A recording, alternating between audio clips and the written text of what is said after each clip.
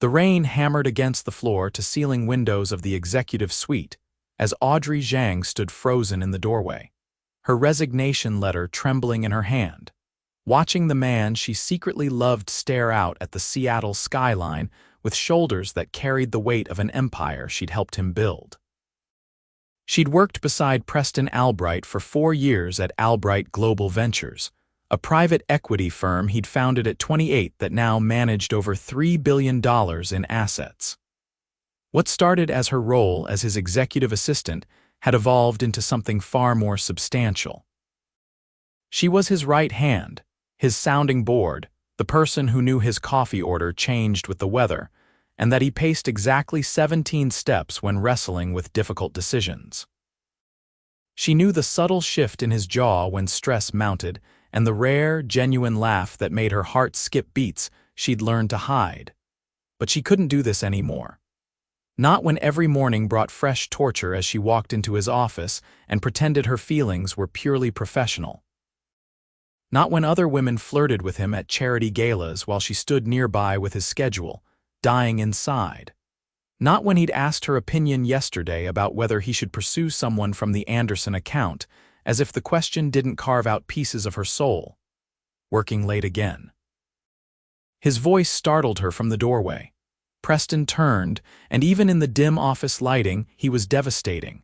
Tall and broad-shouldered with dark hair that perpetually looked like he'd run his hands through it and steel-gray eyes that missed nothing. Except, apparently, how she felt about him.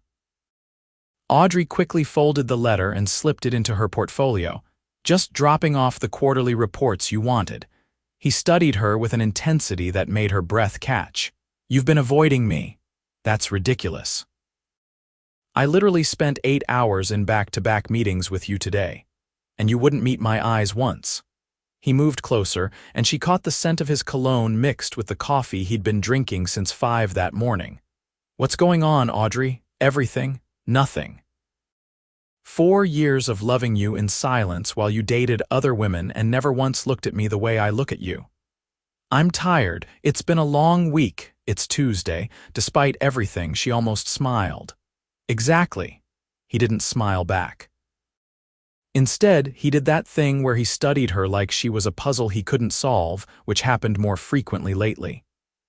"The Donovan deal closes Friday. After that, let's take a few days. You've been pushing yourself too hard." "Preston, I'm fine." "You're not fine. You haven't been fine for weeks, and I don't know why you won't tell me what's wrong."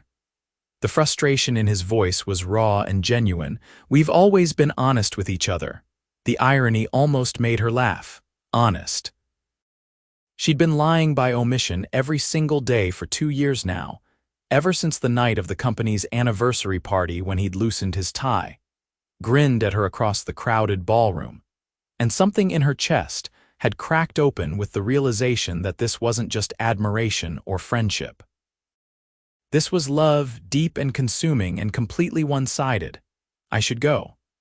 She moved toward the door, but his hand caught her wrist, not roughly, never roughly, but firmly enough to stop her. "Please, just talk to me." The genuine concern in his eyes nearly broke her resolve. She pulled her hand away gently. "Tomorrow, Preston, I promise, tomorrow we'll talk." She left before he could respond, before the tears threatening to spill actually fell, before she did something catastrophic like tell him the truth and watch their working relationship implode along with her dignity. The apartment she returned to was quiet and dark, exactly how she'd left it that morning at 6. Audrey didn't bother turning on lights. She poured a glass of wine she wouldn't drink and stared at her phone, at the resignation letter she'd now saved in her drafts folder. Her best friend Caroline called at 9. "Did you do it?" "I couldn't." "Audrey." I know, but he looked at me with those eyes and asked what was wrong, and I just couldn't hand him a resignation letter right then." Caroline sighed. "You've been torturing yourself for 2 years. This job is killing you." "I love my job, you love him. The job is just proximity." Audrey closed her eyes. "Is it that obvious to me?" "Yes, to him. The man's brilliant about everything except what's right in front of him." Caroline's voice softened. "You need to tell him or leave. This middle ground is destroying you." He asked me last week if he should ask out Jennifer Anderson. What did you say? I told him she was intelligent and accomplished and they'd make an attractive couple. Then I went home and cried for 3 hours. Oh, honey. I'm giving my notice tomorrow. I already have it written.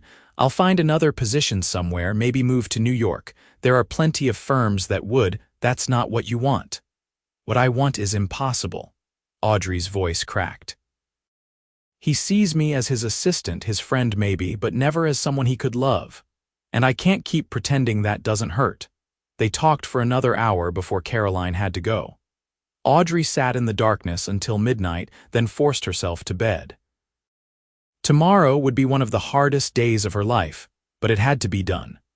She'd hand in her notice, work her 2 weeks professionally, and somehow piece together a life that didn't revolve around Preston Albright. Except Preston had other plans. He was already in his office when she arrived at 7, which wasn't unusual, but the way he looked up when she entered was different. Expectant. Nervous even, though she'd rarely seen Preston nervous about anything. We need to talk, they said simultaneously. Despite everything, she almost laughed. You first. No, you said yesterday we'd talk today, so talk. Audrey set down her bag and pulled out the printed letter she'd tucked in a manila envelope. Her hands were steady even though her heart hammered. I'm giving my 2 weeks' notice. The silence that followed was deafening. Preston stared at the envelope like it was a grenade. What? I've appreciated the opportunity to work with you these past 4 years, but I think it's time for me to pursue other directions in my career. I'm happy to help train my replacement and ensure a smooth transition. He didn't take the envelope. Other directions, what the hell does that mean? It means I need to move on. Why? He stood abruptly, and she recognized the storm brewing in his expression. Is someone poaching you? Whatever they're offering, I'll double it, triple it. It's not about money. Then what? Did something happen?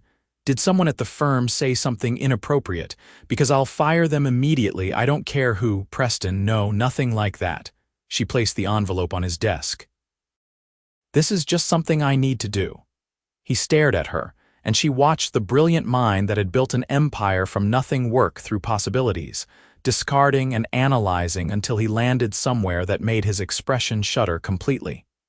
You're leaving because of me. Her silence was answer enough. What did I do? His voice was rough. Just tell me what I did wrong so I can fix it. You didn't do anything wrong, that's the problem. The words came out before she could stop them. I don't understand. Audrey laughed, but it sounded broken even to her own ears. Of course you don't. Preston, you're brilliant at reading markets and people and opportunities, but you can't see what's been right in front of you for 2 years. Then help me see it. She should have stayed quiet. Should have made up an excuse about career growth and left with her dignity intact. But 4 years of proximity and 2 years of hidden love and the genuine confusion in his eyes broke something loose inside her. I'm in love with you. The words hung in the air between them, and she watched his eyes widen. I have been for 2 years, and I can't keep standing beside you pretending I'm not while you ask my advice about dating other women. I can't keep going to company events and watching people flirt with you while I'm just the assistant in the background. I can't keep lying to myself that I'll eventually get over this if I just give it time. So I need to leave. Not because you did anything wrong, but because I need to protect myself. Preston looked like she'd physically struck him. You're in love with me? Yes, for 2 years. Yes, he sat down heavily in his chair, running his hands through his hair in that gesture she knew so well. Why didn't you tell me? Because you're my boss. Because you've never given any indication you see me as anything but an assistant or a friend. Because I didn't want to make things awkward or lose my job or ruin what we do have. She wrapped her arms around herself. But I can't do this anymore, Preston. It hurts too much. The silence stretched. Audrey waited for him to say something, anything.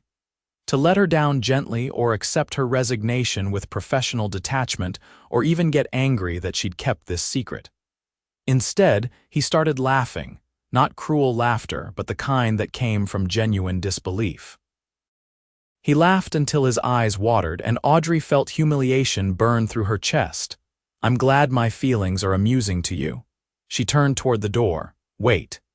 His hand caught hers, and when she turned back, his expression had shifted into something she couldn't quite read. Audrey, I'm not laughing at you, I'm laughing at the cosmic joke of this entire situation. I don't understand. Sit down, please. You dropped a bomb on me, so now it's my turn. She sat warily in the chair across from his desk, the same chair she'd sat in hundreds of times before, but everything felt different now. Exposed, Preston leaned forward, elbows on his desk, and looked at her with an intensity that made her pulse race. Do you remember the morning after the Anderson merger went through? You brought me coffee at 6 in the morning because you knew I'd been up all night with the lawyers, and you'd remembered that I prefer dark roast when I'm exhausted. You didn't just bring coffee. You brought the specific blend from that place in Pike Place Market that I'd mentioned once, months earlier. I remember. That was when I knew I was in trouble. Because I'd spent the entire night thinking about the deal, but the moment you walked through that door, the only thing I cared about was that you'd shown up. That you'd remembered something small I'd said and cared enough to go out of your way for it. His voice dropped. That was 3 years ago, Audrey, her breath caught. What are you saying? I'm saying I've been in love with you for 3 years, and convinced myself it was impossible because you were my assistant, and I was your boss, and it would be inappropriate. And you'd never given me any sign you felt the same way. I'm saying I asked your opinion about other women, because I was trying to get over you and failing miserably. I'm saying every single one of those dates ended early because all I could think about was whether you were still at the office and if I should bring you dinner, because I knew you forgot to eat when you were focused on work. Audrey couldn't breathe. You're in love with me. Desperately. Completely, so much that it terrifies me. He stood and walked around the desk, kneeling beside her chair so their eyes were level. I convinced myself you only saw me as your boss. That maybe we were friends, but that asking for more would mean losing you entirely. So I kept quiet and hated myself for it, and tried to move on even though no one else ever came close to making me feel what I feel when you're in the same room. Preston. His name came out as barely a whisper. You said I can't see what's right in front of me. You're right, I'm an idiot. Because apparently we've been torturing ourselves for years over the same thing. He took her hands in his, and they were warm and solid and real. Don't resign, please. Or if you need to for professional reasons, fine, but don't leave me. I've wasted too much time already. The tears she'd been holding back finally fell. I thought you only saw me as your assistant. I see you, Audrey. I've always seen you. The way you bite your lip when you're concentrating, how you organize everything by color because it makes you happy. The fact that you're brilliant and kind and funny and you make every single day better just by existing in it. I see all of it and I love all of it, and I've been a coward for not telling you sooner. She laughed through the tears. We're both idiots, agreed. He reached up and gently wiped her tears away with his thumbs. Can I kiss you? I've been wanting to kiss you for approximately 1,000 days and I don't think I can wait anymore. Instead of answering, Audrey closed the distance between them. The kiss was soft at first, tentative, both of them hardly believing this was real. Then Preston's hand slid to the back of her neck and pulled her closer, and the kiss deepened into something that spoke of 3 years of longing finally finding release. When they finally broke apart, both breathing hard, Preston rested his forehead against hers. I'm not your boss anymore, not if this is happening. What? I'll promote you to partner. You've earned it 10 times over anyway. We'll be equals in the company and we'll do this right. No power dynamics, no concerns about professionalism. Just you and me. Preston, you don't have to, I want to. You've been doing partner-level work for 2 years. The only reason I didn't offer it earlier was because I was terrified that if you had your own office and autonomy, I'd see less of you. He pulled back slightly to look at her properly. Say yes, to the partnership and to me. Audrey felt like her heart might burst. Yes, to all of it. They stayed like that for a long moment, just holding each other and processing the fact that everything had changed in the span of 20 minutes. Finally, Preston stood and pulled her up with him. "I'm canceling my meetings today. You have the Donovan presentation at 10, reschedule it. We have 3 years of lost time to make up for, and I'm not waiting another second." At her hesitation, he softened. "Or we can keep the meetings if you want. I'm just saying, I'd rather spend today with you than in a conference room talking about acquisition strategies." She thought about it. Thought about the professional thing to do versus what she actually wanted. "The Donovan deal is too important, but after that closes on Friday, we take the weekend, just us. Deal." He kissed her again, slower this time, and she felt it all the way to her toes. "This is really happening." "Apparently so. I need to know something." His expression turned serious. "That night at the anniversary party 2 years ago, what happened? You left early and the next day something was different." Audrey felt heat rise in her cheeks. "That was the night I realized I was in love with you. You were across the ballroom and you looked at me and smiled, and it just hit me all at once. I panicked and left because I didn't know how to handle it. I thought I'd done something to upset you. I barely slept that night trying to figure out what I'd said or done wrong." He shook his head. "We really are idiots, spectacular ones." They spent the morning working side by side, but everything felt different now. Every accidental brush of hands sent electricity through her. Every shared glance held promise. When Preston left for the Donovan presentation, he kissed her goodbye like it was the most natural thing in the world, and Audrey had to remind herself this was real. Caroline called during lunch. "Did you do it?" "I did. And he's been in love with me for 3 years. The scream on the other end of the phone was so loud Audrey had to pull it away from her ear. "I'm sorry, what?" Audrey laughed and filled her in on everything. By the end, Caroline was crying. "This is the best thing I've heard all year. I'm so happy for you. I still can't believe it's real." "Believe it. And please tell me you're bringing him to dinner this weekend so I can meet the man who's been making you miserable in the best way possible." "We'll see." "Audrey Zhang, you will bring your CEO boyfriend to dinner, or I will show up at your office with baby pictures and embarrassing stories." "That's blackmail. That's friendship." Caroline's voice softened. "You deserve this. You deserve someone who loves you as much as you love them." "I'm glad you finally found it." The rest of the week passed in a blur. Preston made good on his promise and announced Audrey's promotion to partner during the Friday morning meeting, which was met with genuine congratulations from the team. The Donovan deal closed smoothly, netting the firm a significant return, and by 5 on Friday afternoon, they were walking out of the office together for the first time as a couple. Preston drove them to a cabin he owned in the San Juan Islands, a place Audrey had heard about but never seen. It was beautiful and private, perched on a cliff overlooking the water with windows that captured the sunset in shades of gold and pink. "You've been holding out on me," Audrey said, taking in the view. "I've been saving it, actually, waiting for the right moment to bring you here."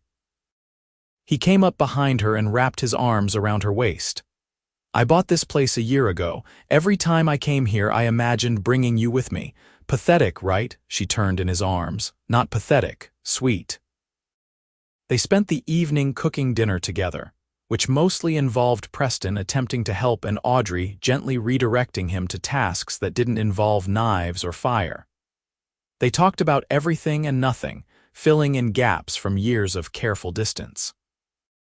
He told her about the night he'd almost kissed her after a late strategy session but lost his nerve. She confessed to the time she'd cried in the bathroom after he'd brought a date to the company holiday party. "I'm sorry," he said, pulling her close on the couch as the fire crackled. "For all the times I hurt you without knowing it. I'm sorry, too, for assuming you didn't feel the same. No more assuming. From now on, we talk about everything." "Everything," she agreed. That night, with the sound of waves against rocks below and the warmth of the fire beside them, they made love for the first time. It was tender and intense, and everything Audrey had imagined during all those lonely nights. Afterwards, lying in Preston's arms with her head on his chest, she felt a peace she'd never experienced before. "I love you," he murmured into her hair. "In case that wasn't clear, I love you too, good, because I'm planning to keep you for a very long time." The weekend passed too quickly. They hiked the trails around the property, cooked meals together, and spent hours just talking and being together without the weight of professional boundaries. By Sunday evening, driving back to Seattle, Audrey felt like a different person than the one who'd almost resigned 5 days earlier. "What happens now?" she asked as the city lights came into view. "Now we live our lives together." Preston reached over and took her hand. "We'll figure out the logistics at work, but as far as I'm concerned, you're the person I want beside me in business and in life." The transition at the office was surprisingly smooth. As a partner now, Audrey had her own office and projects, though she and Preston still collaborated closely. The team adjusted quickly to their relationship, and if there was any gossip, it was short-lived and harmless. 3 months in, Preston invited her to his family's estate in Connecticut for Thanksgiving. She was nervous about meeting his parents, but Preston's mother, Eleanor, immediately pulled her into a warm hug. "Finally," Eleanor said. "Preston's been talking about you for years." "I was beginning to think he'd never work up the courage." "Mom," Preston protested, but his father, Patrick, was already laughing. "She's not wrong, son. Last Christmas you spent an hour telling us about Audrey's brilliant analysis of the Morrison account. We all knew you were gone." Audrey felt herself blushing, but also warmth spreading through her chest. His family welcomed her completely, and by the end of the weekend, Eleanor was showing her embarrassing childhood photos and already hinting about grandchildren. In February, Audrey brought Preston home to meet her parents in San Francisco. Her mother, Lisa, took one look at how Preston watched Audrey and immediately approved. Her father, David, was more reserved but warmed up quickly when Preston asked thoughtful questions about his work as a civil engineer. "He's good for you," her mother said privately while they were in the kitchen. "I've never seen you this happy. I've never been this happy." "Then hold on to him." "I plan to." Spring came, and with it, new challenges at the firm. A major deal went sideways, requiring 18-hour days and high stress. But instead of pushing Audrey away or shouldering it alone like he might have before, Preston leaned on her. They worked as a true partnership, combining their strengths until they salvaged the situation and came out stronger. "I couldn't have done that without you," Preston said after the final contracts were signed. "You could have. But I'm glad you didn't have to." 1 year after that morning in his office when everything changed, Preston took Audrey back to the cabin in the San Juan Islands. They spent the day hiking to a secluded spot overlooking the water, and as the sun began to set, Preston pulled her close. "A year ago, I thought I'd lost you. When you walked into my office with that resignation letter, I felt like my world was ending." He took her hands in his. "Then you told me the truth and everything changed. You gave me the greatest gift anyone's ever given me. You let me love you." "Preston," she whispered. He dropped to one knee and Audrey's breath caught. "I don't want to waste another moment of our lives. Audrey Zhang, will you marry me?" The ring was beautiful, a sapphire surrounded by diamonds that caught the sunset light, but Audrey barely saw it through her tears. "Yes. Yes, absolutely yes." He slid the ring onto her finger and stood, pulling her into a kiss that tasted like salt from her tears and promises of forever. They stood there as the sun set, wrapped in each other, and Audrey thought about how close they'd come to missing this entirely. "I almost let fear win," she said softly. "We both did.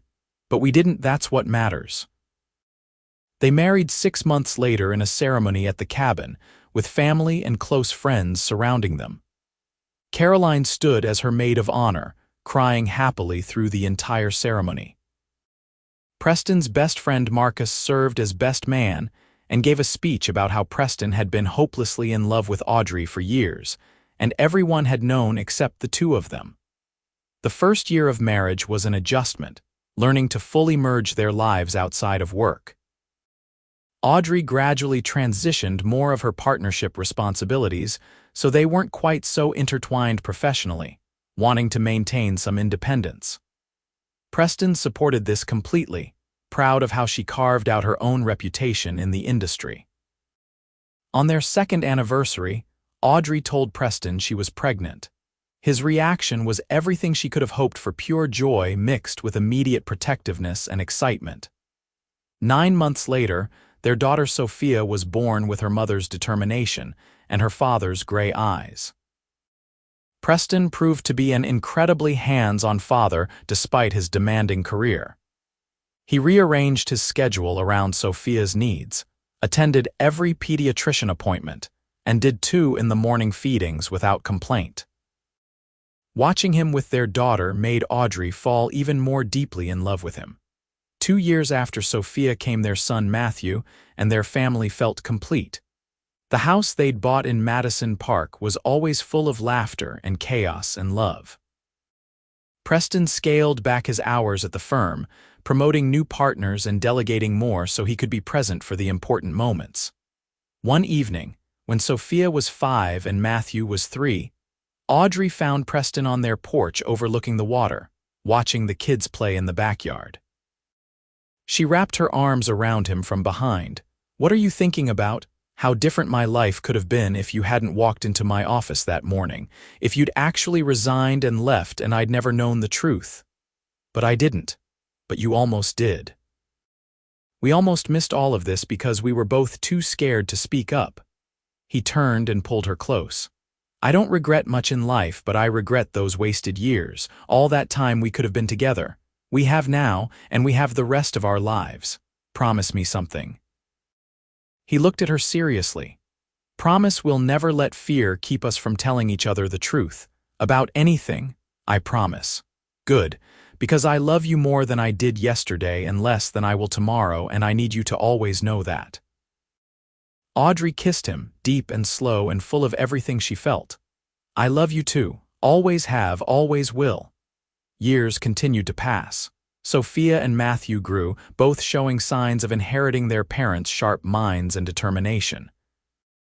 Preston eventually stepped back from day-to-day operations at the firm, focusing on mentoring younger talent while Audrey continued to build her reputation as one of the most respected voices in private equity. They traveled together, showing their children the world. They fought sometimes, because even great love includes conflict, but they always worked through it with honesty and patience. They supported each other through losses and celebrated victories together. They built a life that was messy and beautiful and real.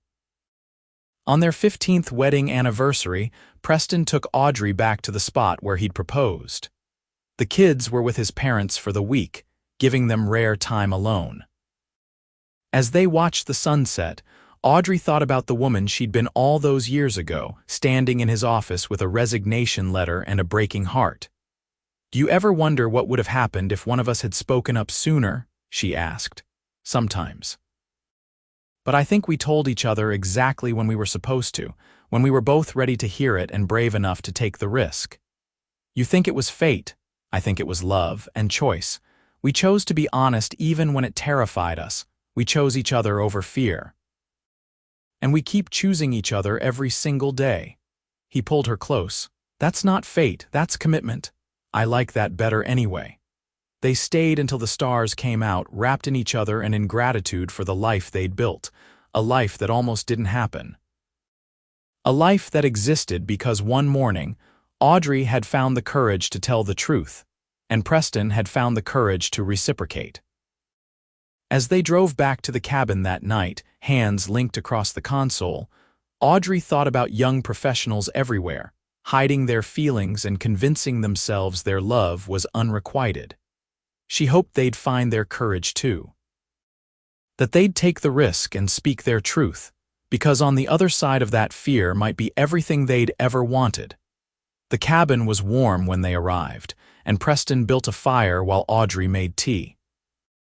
They settled on the couch together, the same spot where they'd spent that first weekend together 16 years ago. "Thank you," Preston said softly. "For what?" "For not giving up on us before we even started, for being brave enough to tell me the truth. For loving me even when you thought I'd never love you back. Thank you for seeing me, for loving me back, for building this beautiful life with me." He kissed her forehead. "Here's to another 15 years, and another 15 after that, and then another." They fell asleep on the couch that night, wrapped together as the fire died to embers. And in the morning, they woke to sunlight streaming through the windows and the promise of another day together. Another day of the life they'd almost missed. Another day of the love that had been there all along, waiting for them both to be brave enough to claim it. Years later, when Sophia was in college studying business and Matthew was choosing his own path in environmental science, they asked their parents about how they met. Preston and Audrey exchanged glances, 16 years of love and partnership, and shared history passing between them in a single look. "Your mother tried to quit," Preston said with a smile. "And your father was too blind to see I loved him," Audrey added. "But we figured it out," they said together. And in the end, that was all that mattered. Not the wasted time or the missed opportunities or the years of silent longing.